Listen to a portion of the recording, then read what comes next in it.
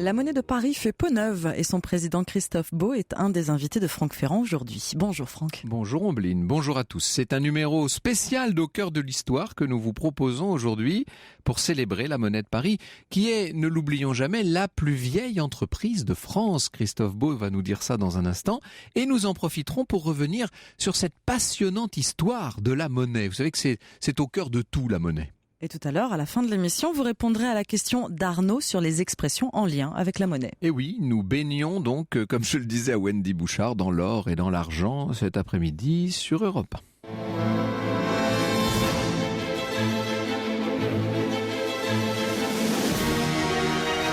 Europe 1, au cœur de l'histoire. Franck Ferrand.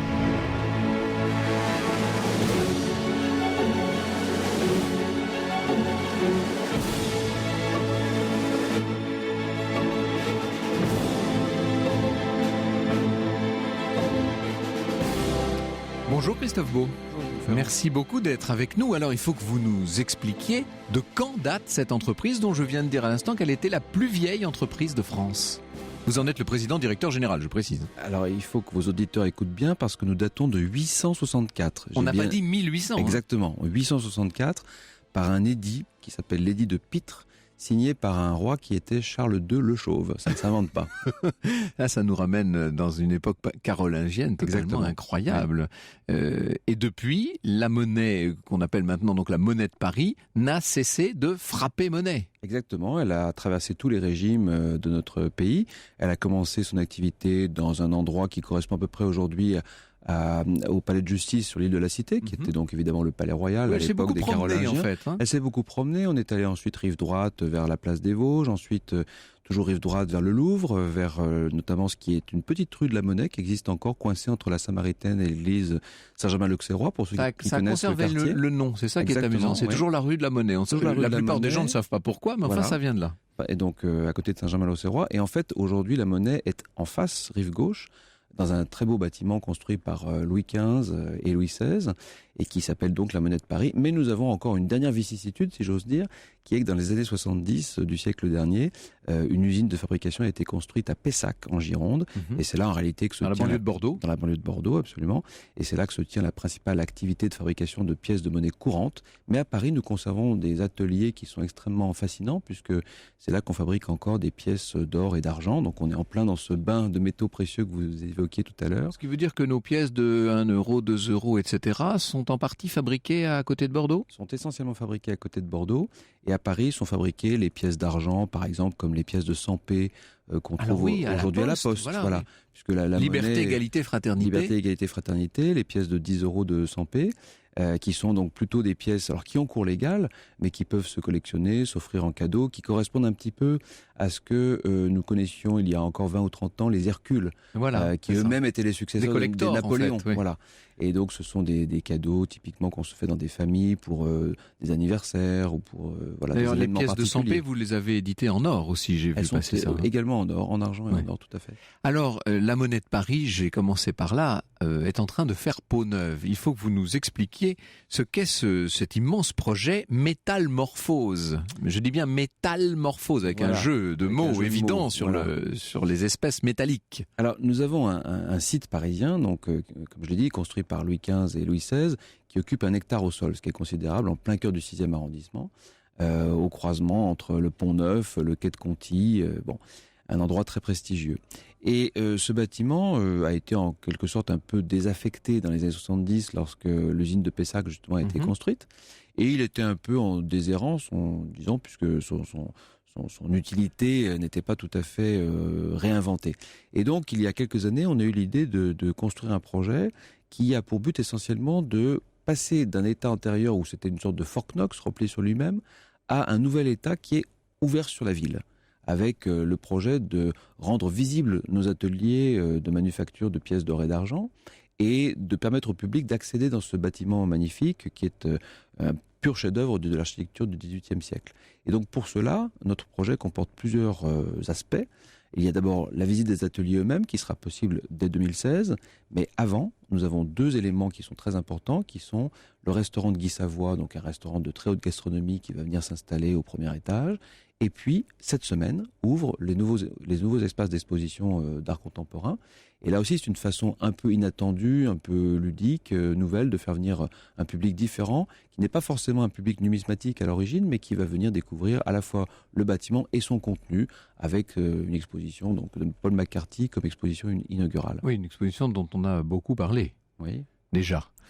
Cet extraordinaire bâtiment, il faut en dire quand même quelques mots, c'est le chef-d'œuvre de Jacques-Denis Antoine. On est dans le néoclassicisme triomphant, c'est peut-être... On peut dire que c'est un des plus beaux bâtiments néoclassiques de Paris et même de France. C'est gigantesque, avec toutes ces colonnes à l'antique, bien entendu, un style dorique dominant sur l'extérieur. Tout ça est assez viril, si je puis dire, assez martial. Et on se rend compte de l'extrême raffinement des décors quand on entre dans la Monnaie de Paris, où vous êtes les voisins des académiciens, en fait. Vous êtes juste à côté de l'Institut de France. C'est effectivement un très beau bâtiment, d'abord qui est important dans l'histoire de l'architecture parce qu'il marque au fond une sorte de césure entre la grande architecture palatiale de la fin du XVIIIe et la préfiguration de l'architecture industrielle du XIXe. Nous sommes une manufacture en réalité, avec une très belle façade sur scène que vous avez admirablement décrite, avec son côté très coffre-fort. Voilà, c'est ça. Et puis, à l'arrière, une manufacture que les Parisiens ou les Français en général ne connaissent pas d'ailleurs, et c'est ça que nous voulons faire découvrir. Car il y a un dédale de cours et d'ateliers qui sont absolument fascinants. Avec donc ces expositions d'art contemporain, avec ce grand restaurant confié à Guy Savoy, qui ouvrira quand, lui ? Il ouvrira en janvier prochain, en 2015. Vous continuez de fabriquer sur place, donc vous nous l'avez dit, un certain nombre d'objets d'élite, des médailles bien entendu, des pièces en or, des décorations et puis des décorations, c'est-à-dire quand on a la Légion d'honneur ou l'Ordre du Mérite, c'est vous qui fabriquez les médailles, en fait. Exactement. C'est ça. Et ça fait partie, ça, de vos fonctions, est-ce qu'on peut dire régaliennes ? Vous avez une mission de service public ? C'est ça qui est un petit peu complexe à expliquer, c'est que nous avons d'un côté une activité régalienne de frappe de monnaie pour laquelle effectivement nous exerçons un monopole. Ce sont les pièces courantes que les Français utilisent tous les jours dans leur porte-monnaie ou chez les commerçants. Et ça, effectivement, pour des raisons évidentes, il n'y a qu'une seule entreprise, et c'est une entreprise d'État qui le fabrique, puisqu'on fabrique l'argent. Mais ça représente aujourd'hui à peu près un tiers de notre activité.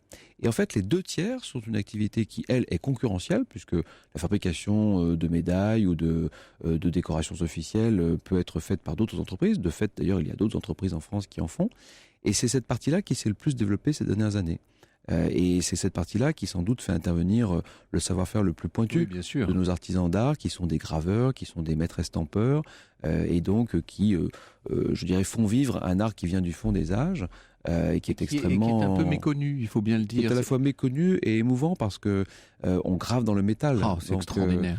Ça veut dire qu'on fait des choses qui durent très très longtemps et qui réclament une très grande minutie. Avec une finesse, le moindre geste évidemment modifie complètement la composition, le dessin de ce qui va être, de ce qui ensuite sera frappé. Donc c'est un travail de très haute maîtrise et d'excellence. Quasiment d'orfèvre. D'orfèvre, il faut de nombreuses années pour être un excellent graveur. Alors, de façon plus commune, dans vos ateliers de Pessac, vous frappez actuellement des euros. Je vais proposer à nos auditeurs un retour un peu nostalgique sur ce qui s'était passé avant, pendant très longtemps, pendant des siècles. Nous allons revivre en quelques minutes la grande saga du franc.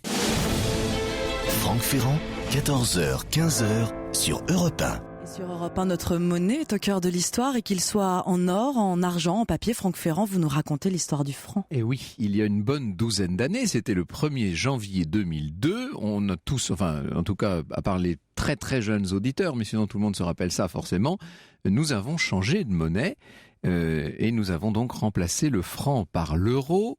Ce franc, il était peut-être moins vieux qu'on ne pourrait le penser, car en tant que tel, il n'avait que 2 siècles finalement. Il avait été créé en 1803, mais sur une base qui, elle, évidemment, était beaucoup, beaucoup plus ancienne, parce que le franc avait des ancêtres, si je puis dire, et le plus lointain ancêtre, il nous ramène au règne de Jean le Bon, Jean II, qui, vous le savez, avait été battu à plate couture par le prince noir et ses armées anglaises à Noyer-Maupertuis, près de Poitiers, en 1356.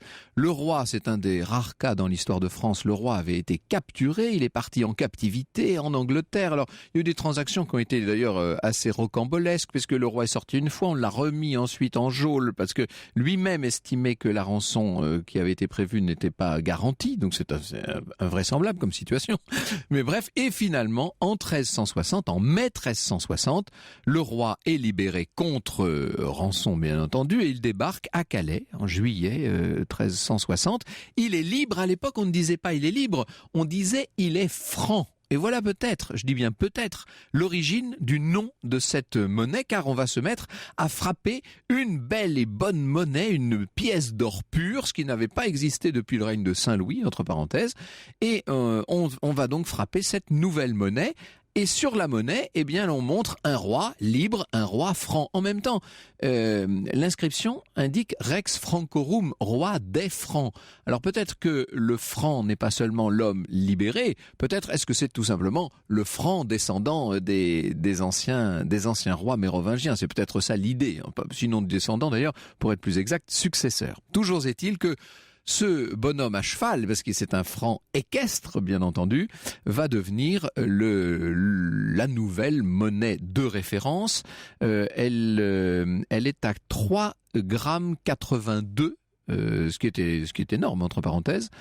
Sous Charles V, en tout cas, elle est décidée, oui, donc sous le règne du fils de Jean II, elle est décidée à 3,82 g. On est là en 1365, et très vite au franc à cheval va succéder un franc à pied. On verra dans un instant pour quelle raison d'ailleurs. Alors, on va continuer à frapper comme ça des francs avec cette chose tout à fait passionnante que sont les espèces de dévaluations qu'on pouvait faire à l'époque. Le pouvoir royal, vous savez, rognait un peu de la quantité d'or et récupérait comme ça un certain nombre de métal, bien entendu, ce qui permettait de faire avancer l'économie. Évidemment, ce franc, il est frappé de façon de plus en plus aléatoire jusqu'en 1575. C'est Henri III qui va en frapper de nouveau, mais alors attention, cette fois on est descendu. On est c'est une pièce d'argent de 14,18 g. Et il n'y a d'ailleurs que 11,8 g d'argent dans cette pièce. On l'appelle le franc blanc pour le distinguer, bien entendu, des belles pièces d'or dont je vous parlais tout à l'heure. Et puis, petit à petit, ce franc qui avait été frappé, donc pour la dernière fois sous le règne d'Henri III, qui a été allégé d'ailleurs par les trésoriers d'Henri IV, il va finir par disparaître. Et il n'existe plus que comme monnaie de compte, c'est-à-dire qu'il n'y a plus quand je dis il n'y a plus, on ne frappe plus de monnaie de transaction, mais en revanche, pour mesurer, pour compter, pour faire des comptes, on continue d'utiliser le franc. Et c'est un franc qui, dans l'esprit public, et là il y a une espèce de confusion qui s'établit, qui va être confondu avec la fameuse livre.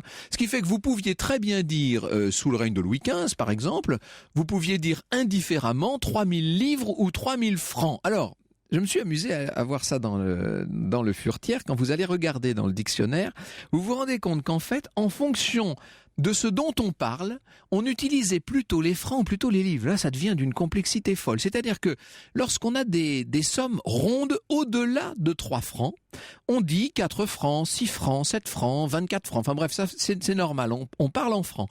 Mais lorsqu'on a des sommes qui sont divisées, c'est-à-dire que par exemple si vous avez 8 livres, 3 sols, 4 deniers, alors là on n'a plus le droit de dire francs, on ne dit pas 8 francs, 3 sols, 4 deniers. D'ailleurs je dis 3 sols, parce que ça s'écrit comme ça, mais à l'époque on prononçait sous. On écrivait 3 sols, mais on disait 3 sous. J'ai découvert ça toujours dans le même article du vieux dictionnaire. C'est assez intéressant. Bon, bref. Et pour les très grosses sommes, quand on parlait de 100 000, 200 000 livres, les sommes du trésor public notamment, alors là, on reparlait de livres, on ne parlait plus de francs. Bon. Toujours est-il que ce franc, il va revenir à la faveur de la fièvre décimale qui s'empare de nos élites sous la Révolution, vous savez. On va réinstaurer le franc, c'est la loi du 18 Germinal en 3, qui dit l'unité des monnaies prendra le nom de franc pour remplacer celui de livre. C'est l'époque où on est en train d'installer le litre, le mètre, enfin on modifie toutes les toutes les mesures, vous savez, toutes les unités de mesure pour les adapter au système décimal. Et donc, on utilise à ce moment-là le franc, qui est encore un franc or, ce franc germinal, qui va connaître d'ailleurs des vicissitudes, mais en même temps un prestige considérable. C'est une monnaie de référence, ça va bientôt devenir la monnaie de référence à partir du moment où on établit sa convertibilité en or. C'est toujours la même chose. Alors, il y a des alertes en 1805, 1814, 1848, bien entendu. En 1870, c'est ce qu'on appelle la crise du bimétallisme, l'abandon de la frappe libre de l'argent, c'est-à-dire qu'on ne fait plus d'équivalence qu'en or, il n'y a plus d'équivalence argent. La monnaie n'en reste pas moins extrêmement prestigieuse. Il y a l'Union latine à l'époque. C'est-à-dire que des pays aussi différents que la Belgique, la Suisse, l'Italie, la Grèce, etc. utilisent le franc comme monnaie de référence. Bon. Et puis, évidemment, avec la Première Guerre mondiale, 5 août 1914, c'est la rupture de la vieille définition de 1803. Le franc cesse d'être convertible en métal. Alors, il le sera encore pendant une petite parenthèse. Vous savez, nos arrière-grands-parents avaient conservé, j'ai des souvenirs de ça, la nostalgie de ce qu'on appelait le franc Poincaré, puisqu'entre 1928 et 1936, le franc va être de nouveau convertible. Et puis on arrête avec le franc populaire. Ça commence avec les dévaluations, qui d'ailleurs sont relativement nombreuses par la suite, jusqu'à ce que sous la 4e République, le franc soit en très grande difficulté. Vous savez que au moment de la grande réforme de 1958, faut pas confondre celle de 58 et celle de 60. Mais quand on crée le nouveau franc en 1958, il faut tout simplement sauver la monnaie qui était dans une situation très très grave. Et puis vous savez qu'en 60, alors ça ce sera toute la grande histoire de Jacques Rueff, on va transformer l'ancien franc en nouveau franc divisé par 100, c'est-à-dire que quand vous aviez 400 francs dans votre porte-monnaie, d'un seul coup, vous ne vous retrouviez plus qu'avec 4 nouveaux francs. Pas pour tout le monde, puisque certains ont continué à parler en ancien franc pendant très longtemps. Quand je dis pendant très longtemps, jusqu'à l'abandon pur et simple du franc en 2002 donc. Une vache à 1000 francs, comme ce serait charmant. Comme ce serait charmant et beaucoup plus tentant qu'une vache à 2000 francs, une vache à 1000 francs, une vache à 1000 francs. Ferait le filet à 100 francs, le rhum steak à 60 francs, le gîte à 40 francs, la loyau à 30 francs, la culotte à 20 francs, une culotte à 20 francs. Ferait la côte à 15 francs, la poitrine à 12 francs, la bavette à 10 francs, le collier à 8 francs, le jarret à 4 francs, un jarret à 4 francs. Ce serait intéressant et plus avantageux pour faire un pot au feu qu'un jarret à 1000 francs, un jarret à 4 francs. Au deuxième temps de la vache, c'est à peine si je l'aperçois. Au deuxième temps de la vache, il y a du monde entre la bête et moi. Il y a le tueur qui passe la mesure. Jean Poiret avec la vache à 1000 francs. Vous restez avec nous sur Europe 1, on vous retrouve dans un court instant. Franck Ferrand, vous continuerez de nous parler de la monnaie. Franck Ferrand, 14h, 15h sur Europe 1. Au cœur de l'histoire sur Europe 1 et au cœur de notre monnaie, avec vous Franck Ferrand et vos invités, Christophe Beau, président directeur général de la Monnaie de Paris, et Sabine Bourget, écrivain, historienne, expert en monnaie. Alors Sabine Bourget, cette histoire du franc nous amènerait dans énormément de considérations. C'est le traité de Bretigny, c'est 1360 au départ, la toute première fois qu'apparaît une monnaie qui porte ce nom-là. Oui, et puis ce qu'il y a d'important, je trouve, sur le plan symbolique, n'oublions pas que la monnaie, bien sûr, est instrument de la vie économique, mais surtout s'adresse comme symbole à des gens qui ne savent pas lire. Et oui, bien sûr. Jusqu'au 19e siècle, sûr. En gros, les 3/4, les 9/10 de la population ne lisent pas. Donc on a besoin d'un symbole. Et ce qu'il y a d'intéressant dans ce franc à cheval, c'est que pour la première fois, le roi est représenté sur un cheval comme roi chevalier. Il n'était d'ailleurs pas du tout un bon stratège, il nous l'a prouvé, il nous a ruinés, d'ailleurs avec sa rançon de 3 millions d'écus qu'il a fallu payer. Ah oui. Alors qu'auparavant, toutes ces belles émissions d'or de la guerre de 100 ans, qui étaient aussi une façon de développer une idéologie et de se faire de la pub. On n'avait pas de médias. On était bien loin d'Internet et de tous ces fastes. Et là, on avait avant des rois en majesté, c'est-à-dire avec le symbole du pouvoir, une masse d'or, des symboles sur un trône. La monnaie, c'était le moyen pour le pouvoir royal d'entrer dans le quotidien des gens, bien si sûr, je puis dire. Bien entendu, c'était à la fois l'AFP, c'était Havas, c'était la télé, c'était Facebook, c'était pratiquement l'unique instrument de communication. D'où l'intérêt, en plus de l'économie, du pouvoir royal. N'oublions pas que les faux monnayeurs étaient à l'époque ébouillantés, ce qui ne devait quand même pas être très plaisant. On les plongeait dans l'eau. On les plongeait, bouillante, je pense même c'était peut-être de l'eau ou de l'huile. Ouais, je ne peux même pas savoir. Mais bon, ça décourageait peut-être des vocations quand même. Et il y en avait beaucoup de ces faux monnayeurs parce qu'il faut c'est dire toujours tentant. qu'on était nombreux à frapper monnaie à l'époque par définition. Ça n'a Avant, pas. enfin bon, Oui. au moment du pouvoir royal, moins puisque c'était centralisé. Mais si vous prenez l'époque mérovingienne, une armée d'institutions, il y avait vous aviez aussi bien des monnayeurs, vous aviez des cités, donc ça donnait aussi une variété. Puis petit à petit, bon, évidemment, on a tout centralisé. Mais maintenant, on ne saurait même plus dire, moi je ne saurais même plus dire ce qu'il y a sur un euro. Qu'est-ce qu'on va, bon, on n'a même pas C'est besoin devenu de le très regarder. abstrait, là, maintenant, C'est très abstrait, alors qu'à l'époque, c'était vraiment un outil extraordinaire de communication. Mais ce qu'il faut bien comprendre, c'est que la monnaie avait une valeur intrinsèque. Ça, c'est toute la grande question. Je dirais que s'il fallait retenir une chose de cette émission, elle est là. C'est-à-dire, est-ce que la monnaie vaut pour ce qu'elle symbolise? C'est le cas de la pièce d'1 € dont on parle, par exemple. Bon, ben, c'est-à-dire qu'elle ne vaut pas elle vaut 1 € parce que c'est la valeur qu'on lui donne. C'est une valeur, comment dit-on, faciale. Ouais. Ou est-ce qu'elle vaut un certain prix pour le poids en or ou en argent qu'elle contient? C'est ça l'affaire. Et il y a eu pendant très longtemps des monnaies qui étaient en métal précieux, bien sûr. Hein. Bien sûr, et donc on a eu tout le problème de Philippe IV, le roi dit faux monnayeur, puisqu'en fait il avait évidemment de grands besoins d'argent avec ses campagnes, c'est toujours les mêmes histoires, hein, ses campagnes militaires en Flandre. Il a donc commencé par faire baisser la loi des monnaies, surtout l'argent, donc il y avait moins d'argent, en même temps, bon. Et donc ça lui permettait de gagner bien sûr de l'argent, et puis surtout, il a considéré que le meilleur moyen de gagner de l'argent, c'était de ne pas rembourser ses créanciers, comme particulièrement les Templiers, qui lui avaient beaucoup prêté. Et après, donc, on a eu aussi tous ces mystères sur les trésors des Templiers. Oui, bien sûr. Parce que bon, la numismatique peut paraître quelque chose d'austère en soi. Et la partie la plus aventureuse de la monnaie, du monnayage, parce qu'on est dans des métaux précieux, c'est évidemment tous les trésors, et les trésors existent, Dieu merci, et ça permet de faire rêver, ça c'est très grand public. Et ce qui fait rêver, je pense, les numismates, les collectionneurs de pièces anciennes, c'est d'imaginer que le petit morceau de métal, parfois d'ailleurs très mince, qu'ils ont dans le creux de la main, dans la paume, c'est en fait il est passé de main en main, et on a l'impression de voir toutes ces transactions marchandes. On se dit à quoi a-t-il servi, qu'est-ce qu'on a bien pu acheter avec telle ou telle pièce. Vous me disiez c'est un support au rêve. Et voilà, bien sûr. Vous me disiez, Christophe Beau, au rêve et à l'histoire, entre parenthèses, hein, parce que on pourrait faire une histoire de l'humanité à travers les monnaies. D'ailleurs, si vous voulez, dans un instant, on va y venir.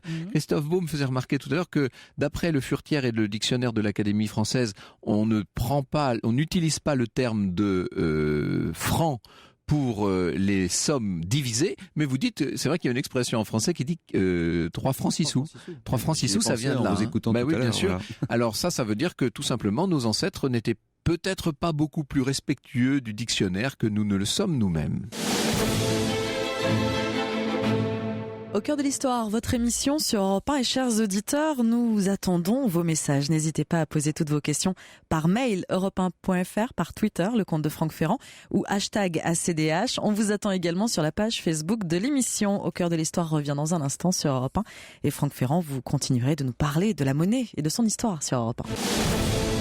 Franck Ferrand, 14h, 15h sur Europe 1. Bel après-midi sur Europe 1. Nous sommes avec vous, Franck Ferrand, et avec vos invités, l'écrivain et historienne Sabine Bourget et le président directeur général de la Monnaie de Paris, Christophe Beau. Cet après-midi, nous sommes au cœur de l'histoire de notre monnaie sur Europe 1. Ce qu'il faut dire, Sabine Bourget, c'est que vous êtes aussi à la tête d'un cabinet, le cabinet Bourget Numismatique, qui a été créé, je vous laisse le dire. Qui a été créé par mon grand-père en 1895. Donc c'est vraiment une histoire de famille chez vous. Ah, c'est une vieille histoire. Vous êtes né au milieu des monnaies, certaines anciennes, certaines même très anciennes. Depuis quand est-ce qu'on possède, qu'on trouve de véritables monnaies au sens où nous l'entendons? Écoutez, à l'heure actuelle, les historiens sont d'accord pour le fixer vers le 7e avant Jésus-Christ, en Asie mineure.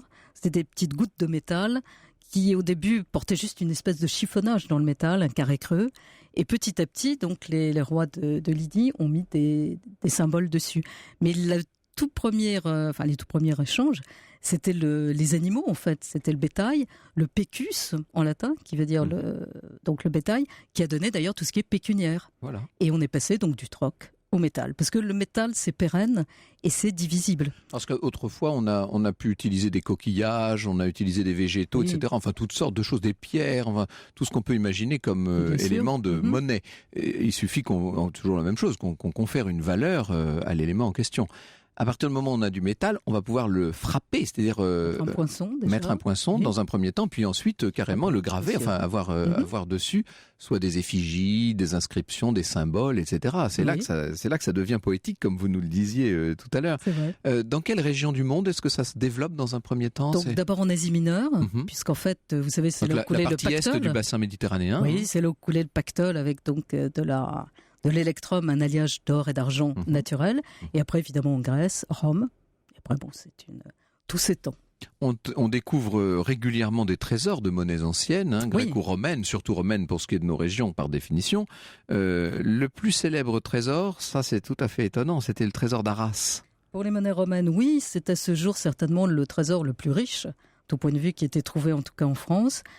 Juste un mot pour la législation, si on trouve un trésor dans la terre, c'est l'article 716 du Code, et souvent les gens ne le savent pas, c'est la moitié appartient à la personne qui trouve, qui s'appelle l'inventeur, et l'autre moitié au propriétaire du terrain. Mais la première chose à faire, c'est de déclarer aux autorités cette découverte pour pouvoir en jouir naturellement. Bien sûr. Et le trésor d'Arras a été trouvé en 1922, donc près d'Arras. Septembre 22. Septembre 22, vous savez tout, par des ouvriers qui faisaient des travaux, qui ont trouvé un pot dans la terre, c'était une briqueterie. Et bon, ils n'ont pas été particulièrement impressionnés, donc ils se sont distribués un peu les trucs. Il en manquait, ils ont tout mis dans une espèce de petit hangar pour la nuit. La moitié, évidemment, avait disparu le lendemain. Comme l'époque était quand même très bien pensante, le curé est monté en chaire le dimanche à 10 francs les objets. Tout est revenu pratiquement. Et c'était en fait des monnaies d'or, pour la plupart, de l'argenterie aussi, qui dataient de la fin de l'Empire romain, vers 295-296.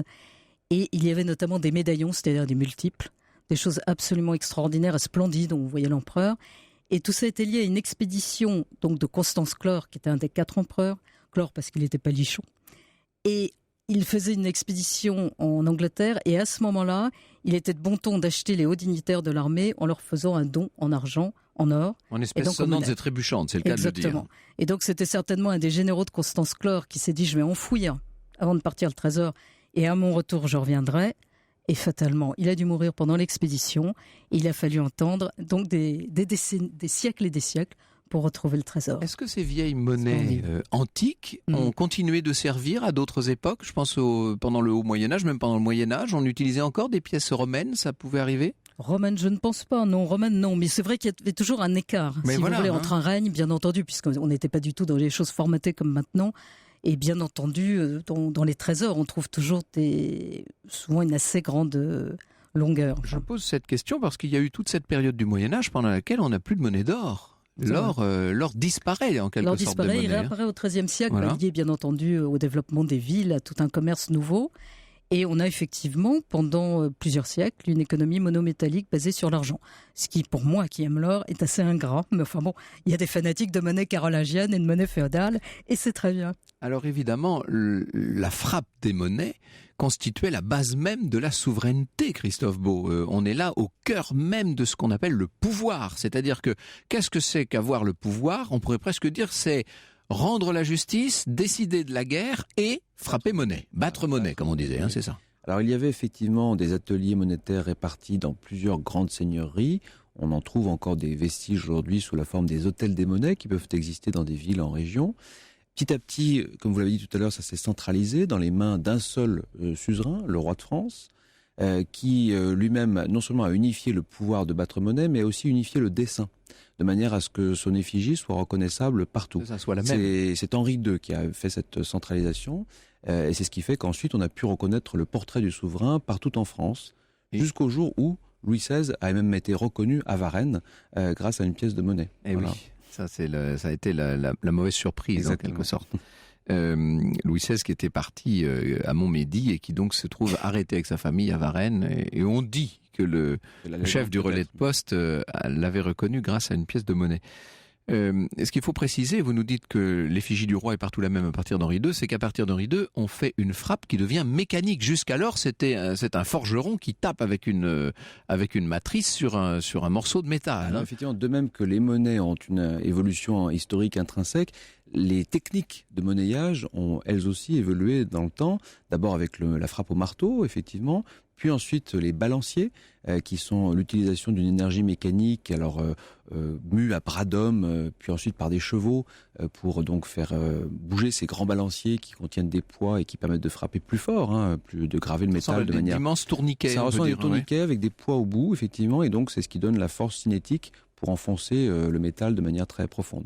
Et puis ensuite, on passe évidemment à la vapeur, et aujourd'hui à l'électricité. Donc aujourd'hui, nous avons des presses qui sont commandées par des commandes électroniques et qui sont d'une efficacité folle, plusieurs centaines de tonnes, effectivement. D'ailleurs, c'est Laurence qui nous pose la question via Facebook, j'imagine, et qui vous demande de quoi sont composées nos pièces aujourd'hui, nos pièces communes. Par exemple, mettons la pièce d'1 euro, quel est le métal? Il n'y a plus d'or du tout dedans, bien sûr. Non, ce sont des alliages qui sont souvent qu'on appelle cupro-allo-nickel. Alors pardon pour le côté un peu technologique, c'est donc du cuivre, de l'aluminium et du nickel dans des proportions variables. Et alors, ça dépend évidemment selon que, par exemple, si on parle d'une pièce de 2 euros, il y a, comme tous les Français le savent, la couronne et l'insert, qui sont 2 couleurs différentes parce qu'ils sont formés d'alliages légèrement différents. Alors, cette monnaie va devenir de plus en plus sophistiquée, elle devient un véritable art.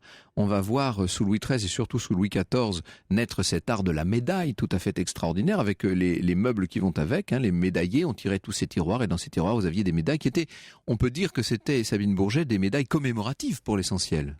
Oui, il faut déjà savoir que Louis XIV collectionnait les monnaies, les médailles.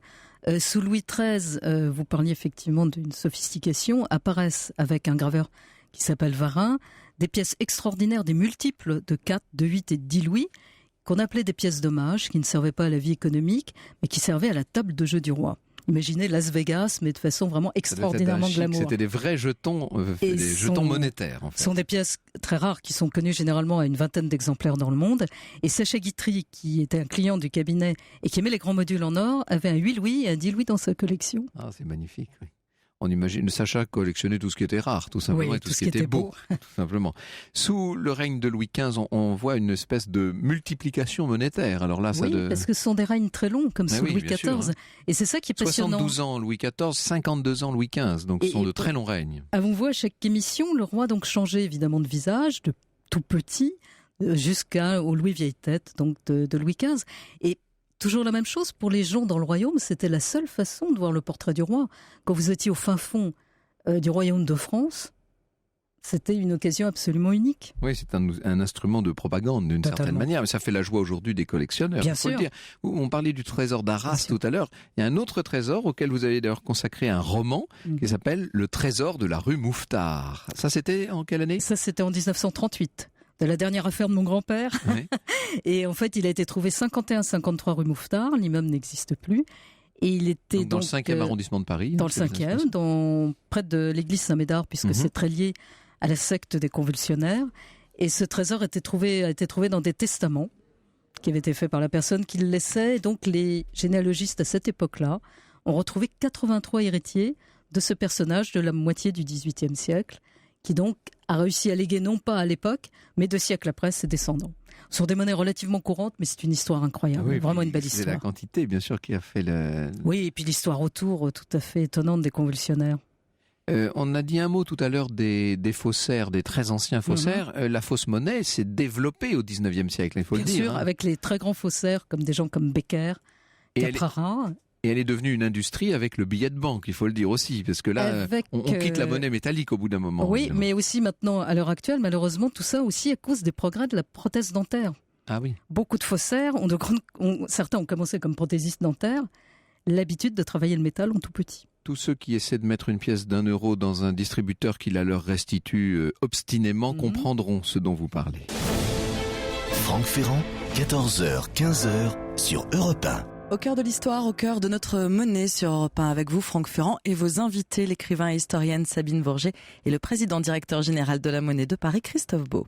Est-ce que vos clients, Sabine Bourget, collectionnent aussi les pièces actuelles, c'est-à-dire les tirages spéciaux de la Monnaie de Paris, par exemple, ou est-ce qu'ils se cantonnent aux pièces anciennes ?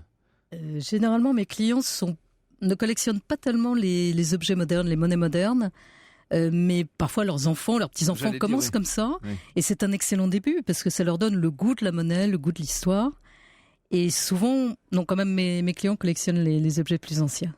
Alors c'est Jean-Pierre qui via Internet nous rappelle, et c'est tout à fait vrai qu'on parlait beaucoup en sous encore autrefois. Alors sous l'Ancien Régime ça s'écrivait sol, ensuite on s'est mis à écrire comme on prononce, c'est-à-dire sous. 10 sous c'était 50 centimes, un sou c'est 5 centimes. Donc ça faisait qu'au lieu de dire un franc on disait 20 sous. Moi c'est vrai que j'avais une arrière-grand-mère qui disait ça. Elle disait tiens voilà 40 sous ça voulait dire 2 francs, ou 100 sous ça voulait dire 5 francs, etc.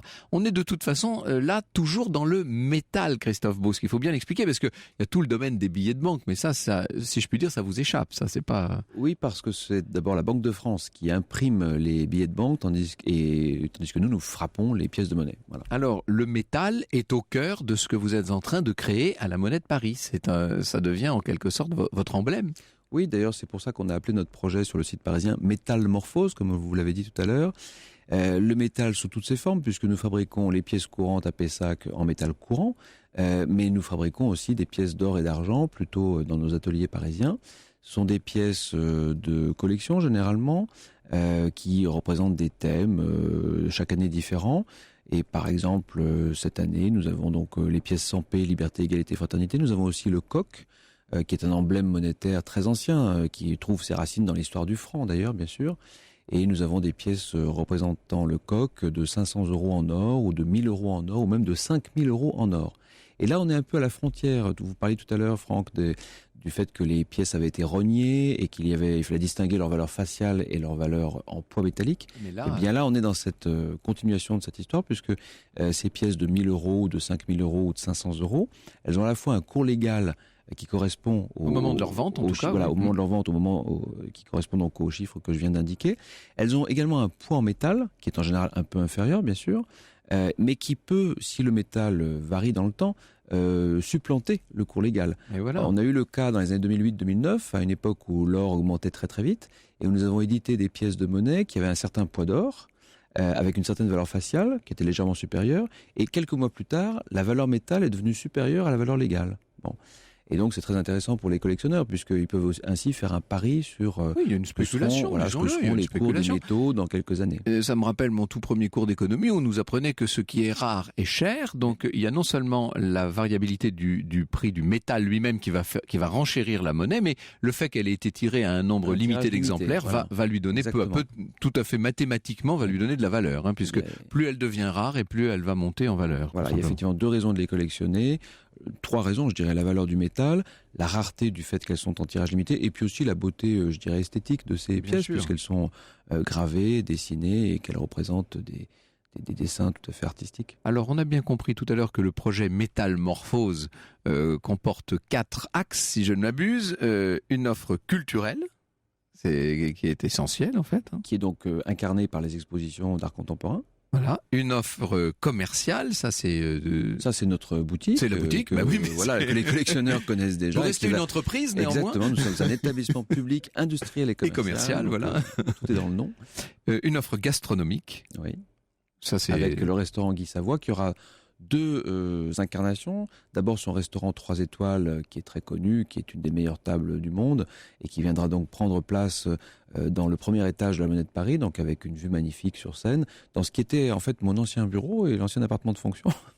Mais quel sacrifice vous avez fait. Non, parce que c'est normal, à l'époque où on vit, il faut évidemment valoriser les mètres carrés au mieux pour l'entreprise.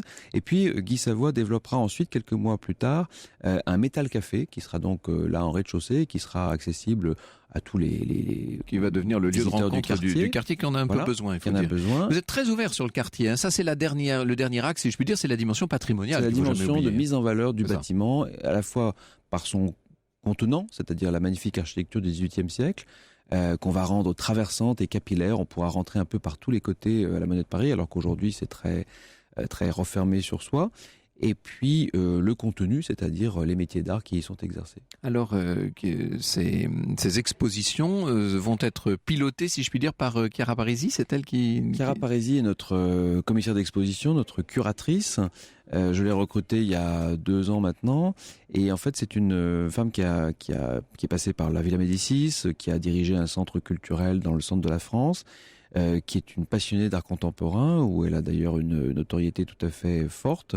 Et donc c'est elle qui est en charge de concevoir cette programmation, qui évidemment va détonner par rapport à l'idée que se font généralement les gens d'une vieille institution comme la nôtre, mais c'est aussi fait pour ça, c'est-à-dire pour montrer que nous avons traversé tous ces siècles en nous transformant siècle après siècle, et donc cette transformation doit continuer, sinon on serait dans la naphtaline. Et donc Chiara apporte cette dimension nouvelle, avec aussi un conseil culturel qui nous assiste, où il y a donc des personnalités de premier plan de la vie culturelle française, comme le président du Centre Pompidou, ou comme la présidente d'Arte, Véronique Kella, Alain Seban, Martin Bettenot de la Fondation Pinault à Venise. Et ces personnalités-là nous aident à concevoir notre programmation, qui se veut une programmation d'avant-garde, résolument, de manière à faire découvrir la Monnaie de Paris à d'autres publics, et de manière aussi à créer cette passerelle entre des artistes contemporains et nos ateliers. C'est très important d'avoir cette fertilisation croisée entre l'art d'aujourd'hui et puis nos anciennes techniques. À propos d'artistes contemporains, là, il y a l'exposition M Chocolate Factory. Ça, c'est Paul McCarthy. Oui. Et on y mange dans cette exposition ? Non, je pense que les gens, en tout cas, ils auront de l'appétit parce que on est envahi par les saveurs olfactives du chocolat. Ouais, c'est ça. Voilà. Donc, alors c'est une exposition assez déroutante, puisque McCarthy effectivement est un artiste assez provocateur. On entre d'abord dans l'exposition et par une forêt de sapins de Noël.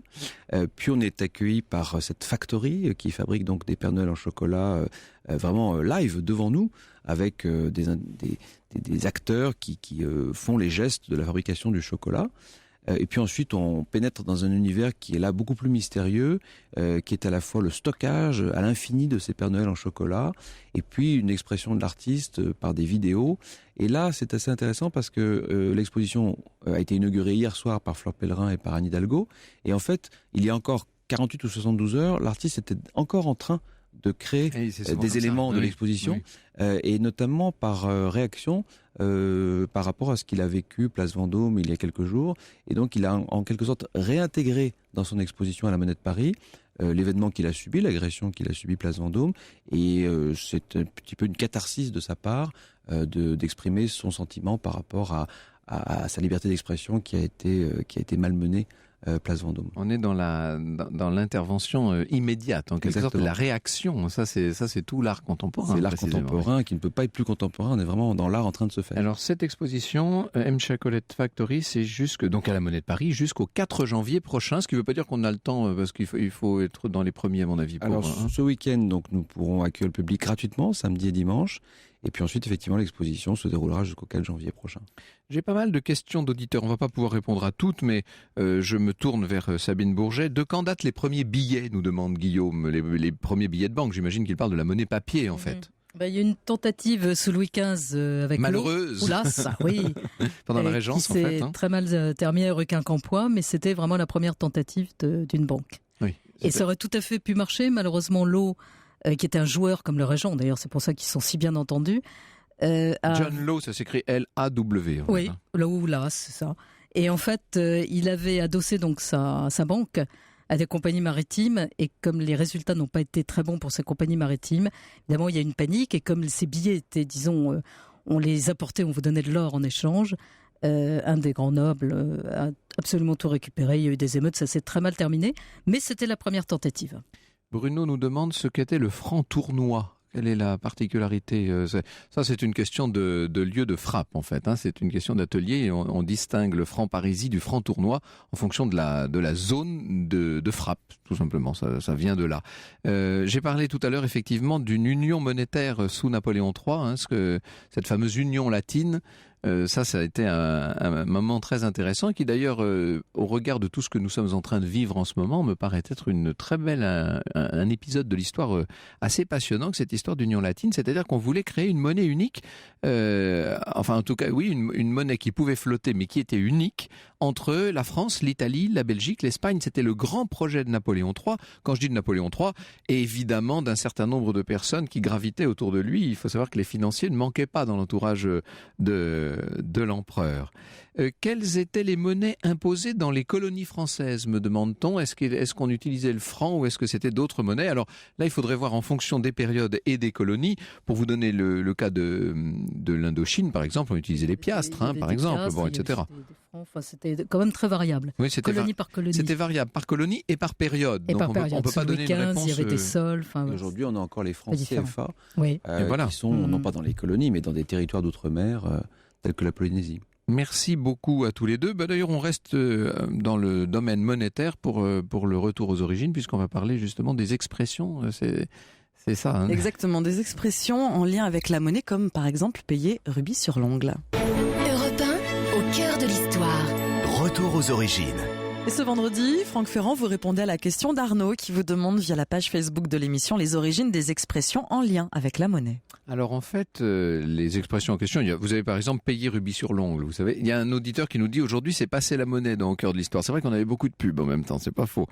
Payer rubis sur l'ongle, ça n'a rien à voir avec la monnaie. En l'occurrence, c'était lorsqu'on versait, vous savez à l'époque, le vin n'était pas en bouteille et lorsqu'on versait le vin d'une carafe, la dernière goutte, on la mettait sur son ongle, c'est-à-dire qu'on avait le pouce qui devenait tout rouge comme un rubis, voilà d'où ça vient, et on léchait, au moment de porter un toast à la santé, eh bien, on léchait cette goutte de vin. Voilà, c'était ça, le rubis sur l'ongle, et c'était un signe de générosité et de franchise, en quelque sorte, d'où l'expression payer rubis sur l'ongle, c'est-à-dire payer avec le cœur, payer sans aucun délai, d'une certaine manière.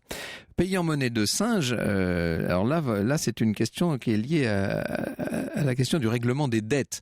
En l'occurrence, l'origine de l'expression remonte au XIIIe siècle. C'est à cette époque que Louis IX, donc celui qui va devenir Saint-Louis, met en place le péage du Petit Pont à Paris, celui qui reliait l'île de la Cité à la rue Saint-Jacques, et tout le monde devait s'acquitter d'une taxe lorsqu'il désirait passer par là.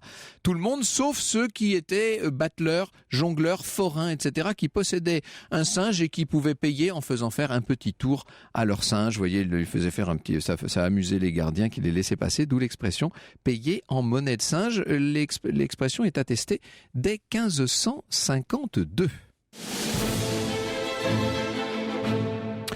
Bonjour Marion Ruggieri. Bonjour Franck, vous allez bien? Mais oui, très bien, vous aussi visiblement. Très bien, merci. Aujourd'hui, nous recevons la journaliste Audrey Pulvar qui publie un livre sur les femmes qui l'ont inspirée. Et nous allons vous raconter une histoire incroyable, celle de deux sœurs jumelles séparées à la naissance et qui se sont retrouvées par hasard 21 ans plus tard. Ah oui, donc vous entrez dans les belles histoires en quelque sorte. J'essaie, Franck, j'essaie. Eh bien, je profite, puisque pour une fois j'ai un petit peu de temps, alors je vais en profiter pour remercier toute l'équipe d'Au cœur de l'histoire, ce que je ne fais pas assez souvent, entre parenthèses. Bien sûr, Lorena Martin, que tout le monde connaît maintenant, on la connaît, elle est l'âme de cette émission, avec Marion Sauveur, avec Mathilde Saletchou, avec Christophe Dard, et puis aux manettes, bien entendu, Jean-François Bussière, qui est là, toujours absolument impeccable chaque jour. Merci à tous. Je signale un ouvrage de Sabine Bourget, expert en monnaie, donc ça s'appelle Sous le signe du métal, l'histoire d'une famille du marché de l'art. C'est votre famille et son rôle dans l'histoire des monnaies en quelque sorte, Sabine Bourget, et c'est édité, s'il vous plaît, chez vous-même, c'est-à-dire ce qu'on appelle les éditions Bourget. Comme on dit, on n'est jamais si bien servi que par soi-même. Merci beaucoup à vous deux d'être venus aujourd'hui nous faire rêver d'or et d'argent. Or et d'argent.